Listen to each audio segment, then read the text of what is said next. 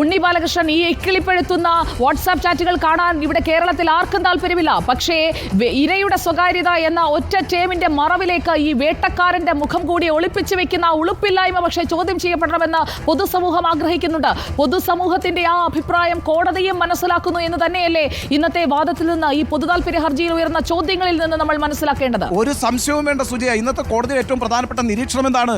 സമൂഹത്തെ ബാധിക്കുന്ന ഗൗരവതരമായൊരു വിഷയമാണിത് എന്നാണ് കോടതി പറഞ്ഞിരിക്കുന്നത്. ആ പ്രസ്താവത്തിൽ തന്നെ എല്ലാമുണ്ട്. ഈ സമൂഹത്തിനോടൊപ്പമാണ് ഈ കോടതി. ഇവിടുത്തെ നിയമവ്യവസ്ഥ ഉച്ചസ്ഥരം പ്രഖ്യാപിക്കുന്ന ഒരു വരിയല്ലേ അത്? സമൂഹത്തിനെ ബാധിക്കുന്ന ഗൗരവതരമായൊരു വിഷയമാണ് ഇപ്പോൾ പുറത്തു വന്നിരിക്കുന്നത് ഈ റിപ്പോർട്ടിലൂടെ എന്ന് കോടതി നിരീക്ഷിക്കുമ്പോൾ, അത്തരത്തിൽ ഗൗരവതരമായ ഒരു വിഷയത്തിന് മുന്നിൽ നിസ്സംഗമായിരിക്കുവാൻ ഒരു സർക്കാരിന് കഴിയില്ല. ഇവിടെയാണ് പ്രശ്നം. ഞാൻ പറയില്ല ഉണ്ണി ബാലകൃഷ്ണൻ.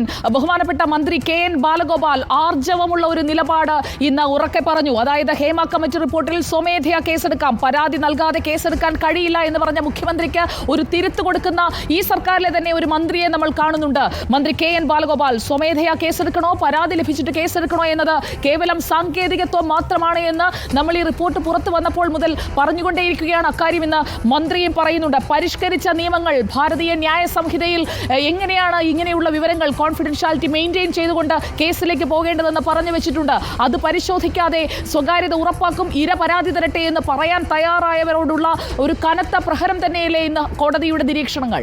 സുജയ, സെക്ഷൽ എക്സ്പ്ലോയിറ്റേഷനുമായി ബന്ധപ്പെട്ട് അതിശക്തമായ നിരീക്ഷണങ്ങൾ സുപ്രീം കോടതി നടത്തിയിട്ടുണ്ട്.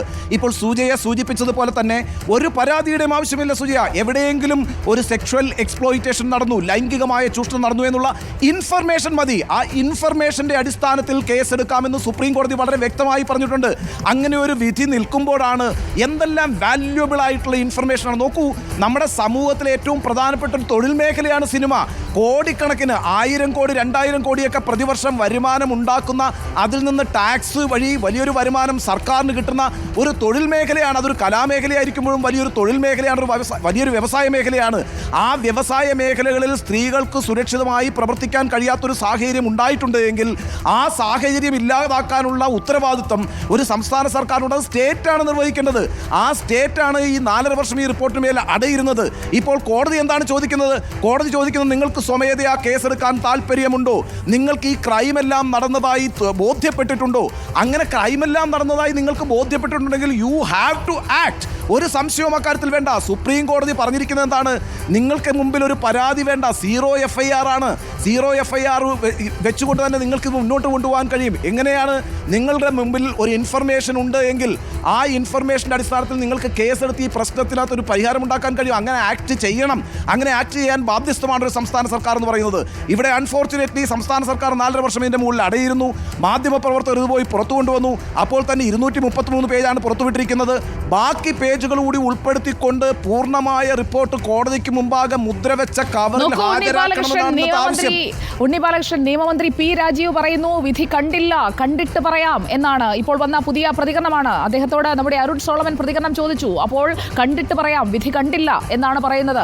കണ്ണു തുറപ്പിക്കുന്ന പല പരാമർശങ്ങളും ഇന്നത്തെ കോടതിയുടെ ഭാഗത്ത് നിന്ന്, ഡിവിഷൻ ബെഞ്ചിൽ നിന്ന് നമ്മൾ കേട്ടില്ലേ ഉണ്ണി ബാലകൃഷ്ണൻ?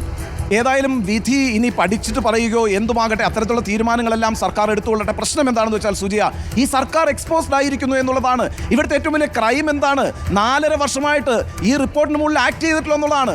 ഇനിയിപ്പോൾ കോടതി ഈ കാര്യം ഏറ്റെടുത്തിരിക്കുന്നു. കോടതിയുടെ മുമ്പിലേക്ക് ഇത് സീൽ ചെയ്ത കവറിൽ വരാൻ പോവുകയാണ്.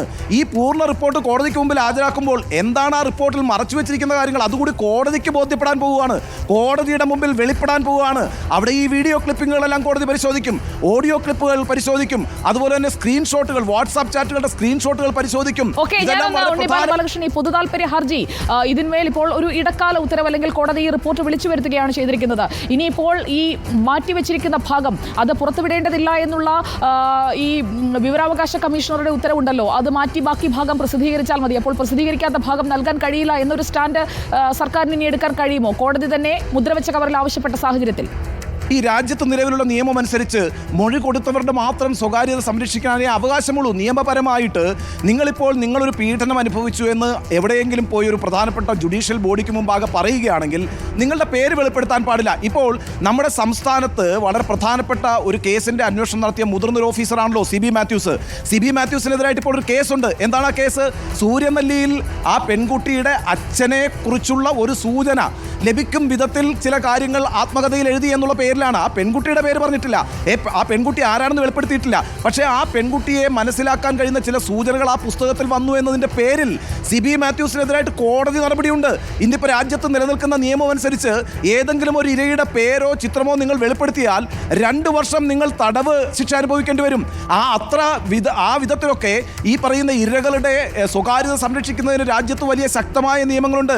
അതിപ്പോൾ ഈ സർക്കാർ പറഞ്ഞിട്ട് വേണ്ട, സർക്കാർ ആ കാര്യങ്ങളിലൊക്കെ ബോധ്യമുണ്ടാകണം. അതിനാണല്ലോ AG അടക്കമുള്ള സംവിധാനങ്ങളെ നിയമിച്ചിരിക്കുന്നത്. ഒരു നിയമ വകുപ്പ് തന്നെ സർക്കാരിൻ്റെ കീഴിൽ പ്രവർത്തിക്കുന്നുണ്ടല്ലോ. സർക്കാർ ഇപ്പോൾ പുതുതായി കണ്ടെത്തിയിട്ടുള്ളൊരു കാര്യമല്ല ഈ മൊഴി, ഇരകളുടെ മൊഴി ആരും തന്നെ പുറത്തുവിടാൻ പാടില്ല എന്നുള്ളത്. നമ്മളെല്ലാം മാധ്യമപ്രവർത്തകർക്ക് ഒരിക്കൽ പോലും ഒരു ഇരയുടെയും പേരോ ചിത്രമോ ഒന്നും തന്നെ പുറത്തുവിടാറില്ല. അപ്പോൾ ആ അർത്ഥത്തിൽ ഈ രാജ്യത്ത് ശക്തമായ നിയമം ആ സ്വകാര്യത സംരക്ഷിക്കുന്നതിനുണ്ട്. എന്നാൽ വേട്ടക്കാരനെ സംരക്ഷിക്കുന്ന നിലപാട് ഏത് നിയമത്തിൻ്റെ അടിസ്ഥാനത്തിലാണ്? അതുകൊണ്ടാണ് ഞാൻ സൂചിപ്പിച്ചത്, സുപ്രീം കോടതി വളരെ കൃത്യമായി പുതിയ ന്യായ സംഹിതയിൽ 43(3) വകുപ്പിൽ പറയുന്നത് ഇത്തരത്തിലുള്ള കേസുകളിൽ പെടുന്നവരെ കയ്യാമം വെച്ചുകൊണ്ട് പുറത്തേക്ക് കൊണ്ടുപോകണം എന്നാണ്. കയ്യാമം വെച്ച് പുറത്തേക്ക് കൊണ്ടുപോകുക എന്ന് പറയുമ്പോഴത്തേക്കും അവരുടെ സ്വകാര്യത സംരക്ഷിക്കണമെന്നാണോ കോടതി ആവശ്യപ്പെട്ടിരിക്കുന്നത്? ഇന്ത്യൻ രാജ്യത്ത് നിലവിലുള്ള നിയമം പറയുന്നത് പ്രതിക്ക് ഒരു സ്വകാര്യതയും ഇല്ല എന്ന് തന്നെയാണ്. ഇവിടെ ഇപ്പോൾ സർക്കാർ ആഞ്ഞ് ശ്രമിച്ചുകൊണ്ടിരിക്കുന്നത് ഇരകളുടെ സ്വകാര്യത സംരക്ഷിക്കണമെന്ന മറവിൽ ഈ പറയുന്ന പ്രതികളെയെല്ലാം സംരക്ഷിക്കാനുള്ള ശ്രമമാണ് നടത്തുന്നത്. അതാണല്ലോ ഇന്ന് കോടതി ചോദ്യം ചെയ്തിരിക്കുന്നത്. നിങ്ങൾ ഈ പൂർണ്ണമായ റിപ്പോർട്ട് ഇവിടെ സീല് ചെയ്ത കവറിൽ സമർപ്പിക്കൂ. ഇനിയിപ്പോൾ എന്താ സംഭവിക്കുക സുജയ?